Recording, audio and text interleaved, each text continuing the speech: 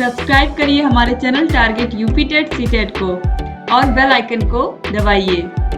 Hello दोस्तों, मैं आनंद स्वागत करता हूं आप सभी का आपके अपने चैनल और app target UP TET CTET में। दोस्तों हम पढ़ रहे हैं आपके डीएलएड फर्स्ट सेमेस्टर के गणित विषय को और इसमें 4 चैप्टर मैंने आपके कंप्लीट करा दिए हैं और आज इस क्लास में हम देखने वाले हैं आपका 5वां चैप्टर। और इस 5वें चैप्टर में हम क्या पढ़ेंगे चलिए मैं आपको बताता हूं। और उससे पहले आप जान लीजिए, अगर आपने नहीं देखा है इससे पहले की क्लासेस को तो कैसे देखना है, देखिए नीचे डिस्क्रिप्शन में आपको लिंक मिल जाएगा। मैथ के सामने का जो लिंक होगा, गणित के सामने के लिंक होगा, उसको आप क्लिक करेंगे तो गणित का प्लेलिस्ट खुल जाएगा। उस प्लेलिस्ट में आपको देखेंगे सभी वीडियोस लगी हुई हैं, सारी वीडियोस आपके फर्स्ट सेमेस्टर गणित से जुड़ी जितनी वीडियोस हैं वह देखने को मिल जाएंगी। और साथ ही बाकी विषय अगर आपको पढ़ना है तो बाकी विषय भी आप नीचे डिस्क्रिप्शन में लिंक दिए गए हैं सभी विषयों के, उन लिंक पे जाकर के आप सभी विषयों की तैयारी और पढ़ाई अच्छे ढंग से कर सकते हैं। अब चलिए स्टार्ट करते हैं, देखते हैं आपके 5वें चैप्टर में आपको क्या क्या पढ़ना है। देखिए सबसे पहले आपको जो पढ़ना है वह है अपवर्तक। विभाजक क्या होते हैं, किसी भी संख्या के विभाजक अपवर्तक क्या होते हैं, अपवर्त क्या होता है किसी संख्या के, अपवर्त क्या होते हैं, फिर समापवर्तक और समापवर्त की अवधारणा, फिर समापवर्तक क्या होता है, समापवर्त क्या होता है, यह आपने को पढ़ने को मिलेगा। यानी कि concept of factor, divisor, multiple, common factor and common multiple, ये सारी चीजें आपको देखने को मिलेंगी। तो सबसे पहले हमें को पढ़ना है अपवर्तक विभाजक, जिसे हिंदी में कहते हैं फैक्टर या फिर डिवीजर। तो अपवर्तक क्या होता है, तो देखिए यदि कोई संख्या किसी दूसरी संख्या को पूरी विभाजित कर दे तो विभाजित करने वाली संख्या को विभाजित होने वाली संख्या का अपवर्तक कहेंगे। अब देखिए जैसे 8 है, 8 को देखिए 4 पूरा विभाजित कर देता है, हो जाता है ये 2। ठीक, 8 4 से पूरा कट जाता है, तो इसलिए हम लोग क्या कहेंगे, 4 जो है वह अपवर्तक है किसका, 8 का। संख्या 8 का अपवर्तक अगर पूछा जाए आपसे कि संख्या 8 का एक अपवर्तक बताइए, एक विभाजक बताइए, फैक्टर डिवीजर बताइए, तो वह क्या होगा, 4 होगा। 2 भी हो सकता है क्योंकि 2 भी पूरा डिवाइड करता है, कुछ भी शेष नहीं रह जाता, पूरा कटना चाहिए, यह ध्यान में रखिएगा। अब इसी बात को अगर दूसरे शब्दों में कहें तो जो संख्याएं किसी दी हुई संख्या को पूरी विभाजित कर देती हैं तो उन्हें दी हुई संख्या के अपवर्तक कहते हैं। जैसे अभी 8 का ही बात हमने किया तो 8 पूरा 2 से भी कट जाता है, 4 से भी कट जाता है, और सबसे पहले तो 1 आप रखिए, 1 से भी कट जाता है, और लास्ट में रखिए उस संख्या को खुद से 8 से भी कट जाता है। तो 8 के अपवर्तक अगर पूछा जाए, 8 के फैक्टर डिवीजर या विभाजक, तो क्या होगा, 8 का विभाजक 1 भी है, 1 से भी 8 बार में पूरा कट जाता है, 2 से भी 4 बार में 8 पूरा कट जाता है, 4 से भी 2 बार में 8 पूरा कट जाता है, और 8 से भी 8 एक बार में पूरा विभाजित हो जाता है। तो इसलिए 8 के अपवर्तक, 8 के विभाजक क्या है, 1 2 4 8। जैसे यहाँ पे देखिए दिया गया है, दी हुई संख्या 18 को क्रमशः 1 2 3 6 9 तथा 18 पूरी विभाजित कर देते हैं, अतः 1 2 3 4 6 9 18 का अपवर्तक कहेंगे। ठीक है, इन सभी संख्याओं को हम क्या कहेंगे, ये 18 के अपवर्तक हैं क्योंकि इन सभी संख्याओं से 18 पूरा विभाजित होता है। तो अपवर्तक विभाजक क्या होता है यह आप समझ गए। अब संख्याओं के अपवर्तक देखिए यहाँ पे लिखे गए हैं, यहाँ पे संख्या लिखी गई है, यहाँ पे उसके अपवर्तक। जैसे 2 किन किन संख्याओं से कटता है, तो 1 और 2 से कटता है, 3 किससे कटता है, 1 और 3 से कटता है, 4 किससे कटता है, 1 2 4 से कटता है, 6 किससे कटता है, 6 के अपवर्तक क्या है, 6 के फैक्टर क्या है, तो 1 2 3 6। इसी तरीके से 8 के 1 2 4 8 10 का 12 का, यहाँ पे सभी अपवर्तक देखिए लिखे हुए हैं मुख्य संख्या के, यहाँ मैंने आपको दिखा दिया है ताकि आप समझ पाए। अब अपवर्तक से संबंधित तथ्य, टर्म्स रिलेटेड टू फैक्टर, तो संख्या 1 जो है वह प्रत्येक संख्या का अपवर्तक होता है। अब कोई भी संख्या आप खोज के ले आइए, वह संख्या 1 से कटता ही है। ठीक है, कितनी भी बड़ी से बड़ी और छोटी से छोटी संख्या ले लीजिए, वह एक से कटेगा ही कटेगा। तो इसलिए आप कह सकते हैं एक से पूरा पूरा विभाजित ही होगा। तो इसलिए आप कह सकते हैं कि अपवर्तक जो एक है वह सबका अपवर्तक है, सबका विभाजक है, सबका फैक्टर है। ठीक है, तो इसीलिए आप देखते होंगे कि जो अभाज्य संख्याएं होती हैं उनका भी विभाजक एक होता है। ठीक है, अब इसके बाद देखिए दूसरा, प्रत्येक संख्या स्वयं अपनी अपवर्तक होती है। बिल्कुल सही बात है, हर एक संख्या अपने आप से कटती है। अगर उस संख्या का पहाड़ा पढ़ा जाए तो एक बार में वह संख्या कट जाती है। ठीक है, तो इसलिए हम लोग क्या कहते हैं कि हर एक संख्या अपनी अपवर्तक खुद भी होती है। और संख्याएं तो होती ही होती हैं, एक होता है और वो संख्या खुद, ये दो अपवर्तक तो निश्चित ही होते हैं। और इससे अलग अगर अपवर्तक होता है तो वह संख्या विभाज्य होती है। अगर इससे अलग दो संख्याओं से, एक तो एक और एक वह स्वयं, ये दो अपवर्तक तो होंगे ही किसी संख्या के। ठीक है, जैसे अगर हम लोग मान लेते हैं संख्या 7, तो 7 का ये एक होगा अपवर्तक और 7 खुद होगा। अब इसके अलावा हो भी सकता है और नहीं भी हो सकता, जैसे 7 के केस में और कोई संख्या नहीं है, तो यह क्या हो जाएगा, यह एक अभाज्य संख्या हो जाएगा। ठीक, मतलब इसका और कोई विभाजक नहीं है 7 और 1 के अलावा, और जिसका आपको मिलेगा अपवर्तक विभाजक इन दोनों के अलावा, वह संख्या क्या होगी, वह भाज्य संख्या होगी। अब देखिए तीसरा फैक्ट, अपवर्तक संख्या जिसकी अपवर्तक होती है उसे पूर्ण रूप से विभाजित करती है। यही शर्त ही होती है कि अगर अपवर्तक बनना है किसी संख्या को किसी संख्या का, तो उस संख्या को पूरा पूरा विभाजित करना होगा। अब चौथा देखिए, किसी संख्या का अपवर्तक संख्या से छोटा तथा बराबर होता है। किसी संख्या का अपवर्तक उस संख्या से छोटा तथा बराबर होता है। अब जैसे यहाँ पे आप देखिए सभी संख्याओं के अपवर्तक लिखे हुए हैं। जैसे 12 की बात करें तो उसके बराबर हैं सारे अपवर्तक या फिर उससे छोटे हैं। जैसे 6, 4, 3, 2, 1 ये सभी क्या है, 12 से छोटे हैं। अपवर्तक उससे बड़ा नहीं होगा, बड़ा हो जाएगा तो विभाजित कैसे करेगा, और विभाजित नहीं करेगा तो अपवर्तक कहलाएगा नहीं। तो इसलिए किसी संख्या का अपवर्तक उस संख्या से छोटा तथा बराबर होता है। अब यहाँ पे आप समझ गए अपवर्तक विभाजक फैक्टर डिवीजर क्या होता है किसी संख्या का। अब आपको जो समझना है, अब यहीं पे एक बात और मैं बता दूं, जैसे यह आप अच्छे से सीखे रहेंगे तो अभी आपको आगे चैप्टर भी अच्छे से समझ में आएगा, एलसीएम और एचसीएफ। अभी मैं आपको रिलेट करके बताऊंगा। अभी आप अपवर्तक समझ गए, अब आप समझिए अपवर्त्य। देखिए थोड़ा से ही अंतर है अपवर्तक और अपवर्त्य, लेकिन डिफरेंस जो है वह बड़ा है। ठीक है, उच्चारण में आपको समान लग सकता है, ठीक है, लेकिन लिखने में अलग है। देखिए अपवर्तक है वह, और ये क्या है, अपवर्त्य।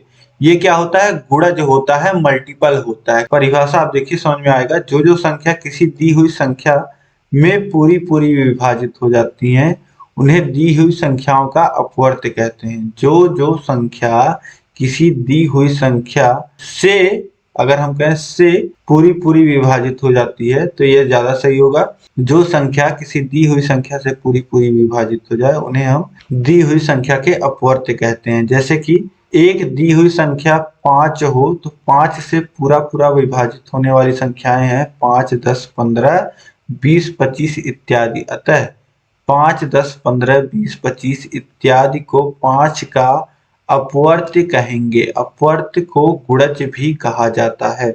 अब किसी भी संख्या का अपवर्त्य वह संख्या होता है जो उसका जैसे गुणज मल्टीपल होता है। जैसे यहाँ 5 की बात की गई है तो 5 में अगर हम प्राकृतिक संख्याओं का गुणा करते चले और लिखते चले, 5 में 1 का गुणा करेंगे 5, 5 में 2 का गुणा करेंगे 10, 5 में 3 का गुणा करेंगे तो 15, 5 में 4 का गुणा करेंगे तो 20, तो हमें 5 के गुणज मिलते जाएंगे। मतलब कि 5 को प्राकृतिक संख्या से गुणा करने पर जो संख्याएं प्राप्त होती हैं उसे हम क्या कहेंगे, उसका गुणज कहेंगे। ठीक है, तो ऐसी संख्याएं जो किसी दी हुई संख्या से पूरी पूरी विभाजित हो जाएं उनको हम क्या कहते हैं, उस संख्या का अपवर्त्य या गुणज कहते हैं। जैसे अभी आपसे बोल दिया जाए एक संख्या दे दिया जाए 6 और यहाँ पे दे दिया जाए 18। तो 18 क्या है, 18 6 का गुणज है या नहीं है, यह कैसे चेक करेंगे।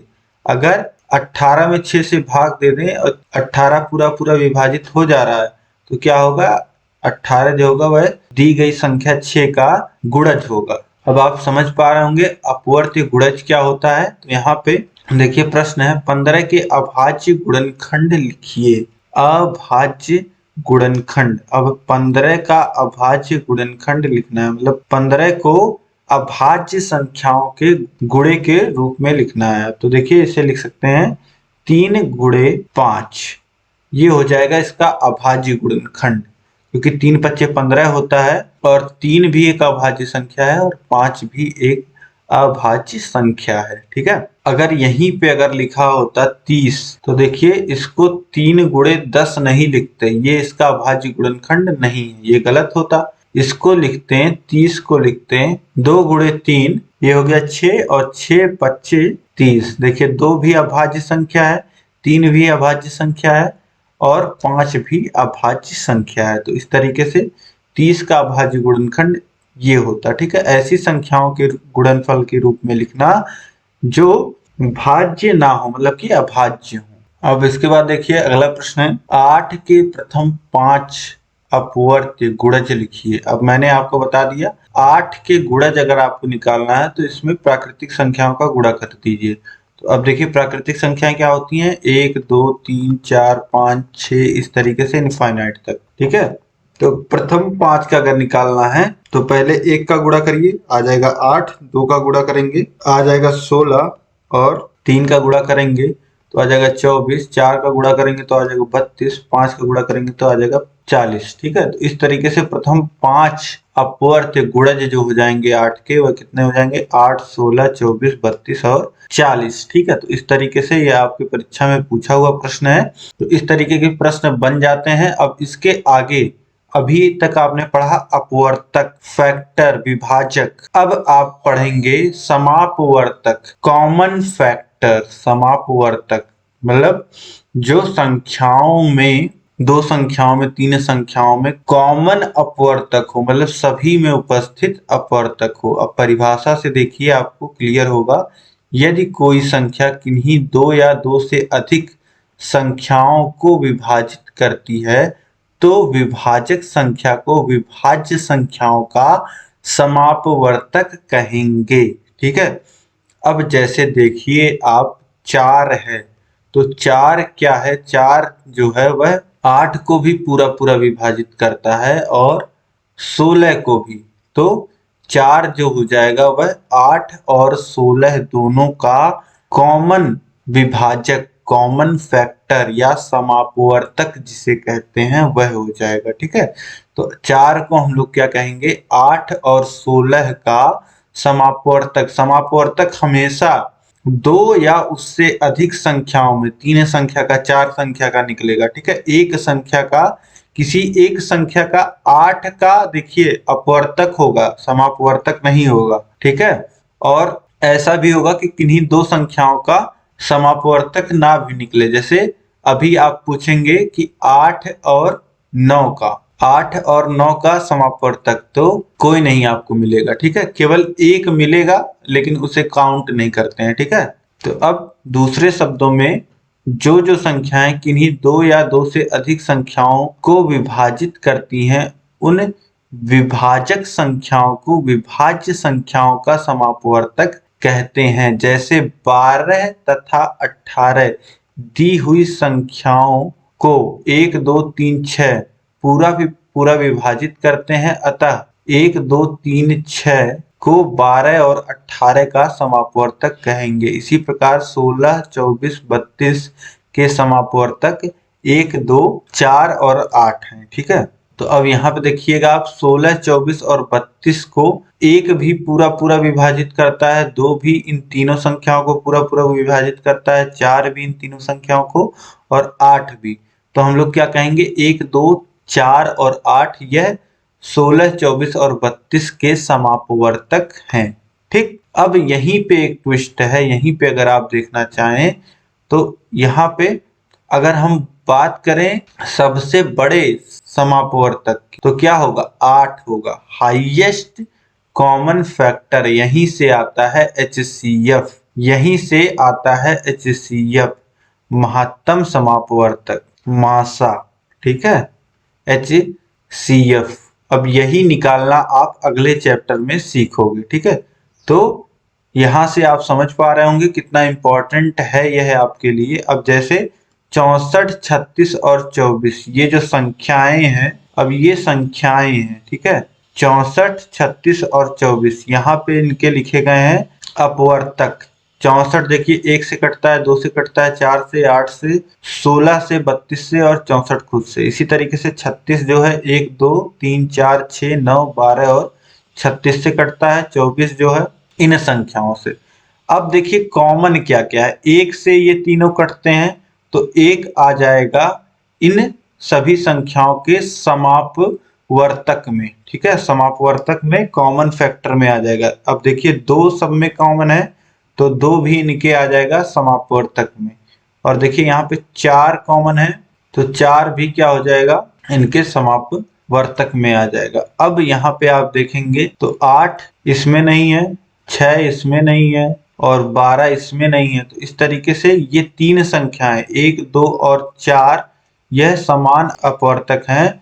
तो इस तरीके से हम कह सकते हैं 64, 36 और 24 के समान अपवर्तक जो हैं, समान अपवर्तक यानी कि समापवर्तक, वह है 1, 2 और 4, ठीक है। और अगर महत्तम समापवर्तक की बात करेगा तो सबसे बड़ा इन समापवर्तकों में कौन सा है? सबसे बड़ा, महत्तम, हाईएस्ट, तो वह है 4। तो HCF अगर यहीं से पूछ लिया जाए तो यहां से आप बता सकते हैं HCF 4 देख के आप बता सकते हो, जो भी कॉमन फैक्टर्स यहाँ पे लिखे हैं, ठीक है। यहाँ से निकालने की जरूरत नहीं पड़ेगी, यहाँ पे आप देख के बता सकते हैं। अब इसके बाद देखिए आपने कॉमन फैक्टर देख लिया, समापवर्तक देख लिया, अब आपको देखना है समापवर्ती कॉमन मल्टीपल। तो जिन जिन संख्याओं को दी हुई 2 या 2 से अधिक संख्याएं पूरा पूरा विभाजित करने, उन संख्याओं को दी हुई संख्याओं का समापवर्त कहते हैं। जैसे यहाँ पे देखिए संख्या लिखी हुई है 3। अब 3 का अपवर्त्य अगर पूछा जाए तो 3 में प्राकृतिक संख्या का गुणा करिए और मतलब 3 के मल्टीपल्स को लिख दीजिए, 3 के पहाड़े को आप लिख दीजिए। तो यहाँ पे देखिए 3, 6, 9, 12, 15, 18 ये क्या हो जाएंगे?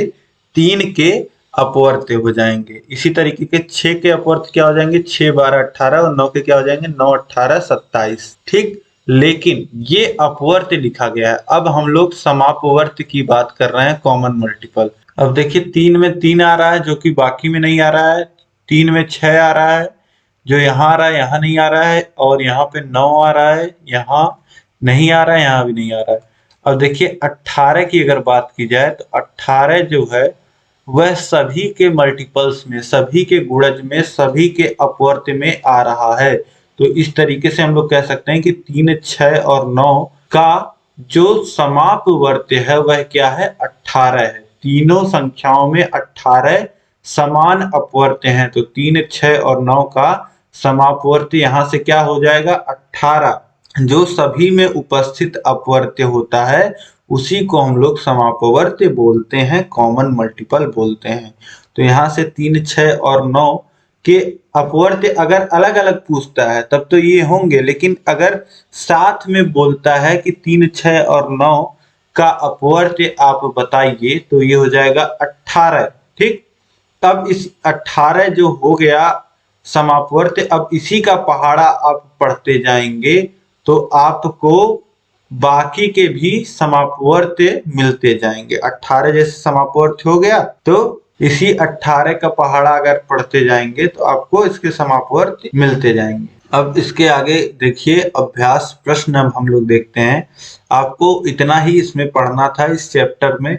अपवर्तक क्या होता है, अपवर्त्य क्या होता है और समापवर्तक क्या होता है, समापवर्त्य क्या होता है। तो ये सभी चीजें आपने पढ़ ली। अब अभ्यास प्रश्नों को हम लोग देख लेते हैं और यह आपके लिए बहुत बेस का काम करेगा। आगे यह आप समझे रहेंगे तो आपको लघुत्तम समापवर्त्य और महत्तम समापवर्तक समझने में बहुत हेल्प मिलेगी, ठीक। अब इसके बाद देखिए प्रश्न है यहाँ पे, किसी पूर्णांक को किसी संख्या से गुणा करने पर प्राप्त परिणाम उसका होता है। किसी पूर्णांक को, पूर्णांक मतलब कि 1 2 3 4 5 को किसी संख्या से गुणा करने पर प्राप्त परिणाम, किसी संख्या से, जैसे 5 में किसी संख्या 3 से गुणा कर दिए और मिल गया हमको 15, प्राप्त परिणाम उसका होता है। यह प्राप्त परिणाम को हम लोग क्या कहते हैं, तो यह कहलाता है गुणज, और जिसे हम लोग कहते हैं अपवर्त्य। ठीक, तो यहाँ पे ऑप्शंस में देखिए, पहला जो ऑप्शन हो जाएगा यह बिल्कुल सही हो जाएगा। अब इसके बाद देखिए प्रश्न क्या तो है, 15 के गुणज हैं, 15 के गुणज। अब देखिए 15 के गुणज अगर आपको निकालना है तो 15 में प्राकृतिक संख्या का गुणा कर दीजिए, यानी कि 15 30 45 60, ये क्या है 15 के गुणज है। अब यहाँ पे देखिए इसका मान है 6, 3 7 21 और ये 5 और ये 15, तो 15 का गुणज क्या होता है 15 होता है, तो ऑप्शन डी जो हो जाएगा यह बिल्कुल सही हो जाएगा। यहाँ से आप समझ सकते हैं। अब इसके बाद देखिए अगला प्रश्न है, किसी संख्या का गुणनफल यदि स्वयं संख्या है तो वह संख्या होती है। किसी संख्या का गुणनफल यदि स्वयं वह संख्या है तो वह संख्या होती है, तो वह संख्या क्या होती है अपवर्तक। ऑप्शन बी जो हो जाएगा यह सही हो जाएगा। इसके बाद देखिए प्रश्न संख्या 4 है, 3 6 9 का समापवर्त्य क्या होगा। 3 6 और 9 का, देखिए समापवर्त्य मतलब कि मल्टीपल गुणज, तो 3 के गुणज अगर लिखा जाए तो 3 6 9 12 15 18 इस तरीके से, और 6 के 6 12 18 24 इस तरीके से, 9 के 9 18 27 इस तरीके से। अब देखिए 18 जो आपको मिलेगा वह सब में कॉमन मिलेगा, तो 3 6 9 का समापवर्त्य क्या होगा 18 होगा। ऑप्शन ए जो हो जाएगा यह बिल्कुल सही हो जाएगा। इसके बाद देखिए प्रश्न संख्या 5 है, निम्नलिखित में 9 का अपवर्त्य है। 9 का अपवर्त्य क्या है, 9 के गुणज क्या है, तो 9 के गुणज क्या होता है, 9 का गुणज होता है 9 18 27 और 36, तो यहाँ से ऑप्शन बी जो दिया गया है आपको वह बिल्कुल सही हो जाएगा। 9 18 27 36 अपवर्त्य मतलब गुणज, मल्टीपल। प्राकृतिक संख्या का गुणा आप 9 में करेंगे तो आपको क्या मिलेगा 9 18 27 और 36। तो इस तरीके से आप समझ गए होंगे। दो ही चीजें आपको बेसिकली इसमें समझनी थी, ठीक है। कॉन्सेप्ट पूरा आपको समझ में आ गया होगा, प्रश्न भी हमने देख लिए। अब आगे जो यह चैप्टर आप जितने अच्छे से पढ़े रहेंगे उतने अच्छे से आपको नेक्स्ट चैप्टर समझ में आएगा, तो इसलिए यह चैप्टर आपके लिए मस्ट है, यह क्लास मस्ट है, ठीक है। तो चलिए, उम्मीद है कि यह क्लास आपको पसंद आया होगा। क्लास पसंद आए तो इसको लाइक कर दीजिए, अपने 5 दोस्तों में और ग्रुपों में आपको जरूर इस वीडियो को शेयर करना है, ताकि सभी लोग इसी तरीके से आसानी से सभी कॉन्सेप्ट्स को समझ पाएं और पढ़ पाएं। अब अभी तक अगर आपने चैनल को सब्सक्राइब नहीं किया है तो चैनल को सब्सक्राइब कर लीजिए, बगल में बेल आइकन होगा उस पर ऑल सेलेक्ट कर लीजिएगा, ताकि सभी नोटिफिकेशंस जो हैं सभी क्लासेस की वह आपको मिल पाए। सभी विषय पढ़ाए गए हैं, सभी का लिंक जो है वह आपको नीचे डिस्क्रिप्शन में मिल जाएगा। और यह पीडीएफ अगर आपको चाहिए और चैप्टर वाइज आपको टेस्ट चाहिए चैप्टर वाइज, तो आपको यह सब हमारे ऐप पे मिलेगा। सभी सब्जेक्ट्स के नोट्स, सभी सब्जेक्ट्स के चैप्टर वाइज टेस्ट, ये सारी सुविधा ऐप पे उपलब्ध है। ऐप आप सर्च करोगे प्ले स्टोर पे टारगेट यूपीटेट सीटेट, या फिर आप सीधे लिंक जो है वह नीचे दिया गया है वहां से डाउनलोड कर सकते हैं।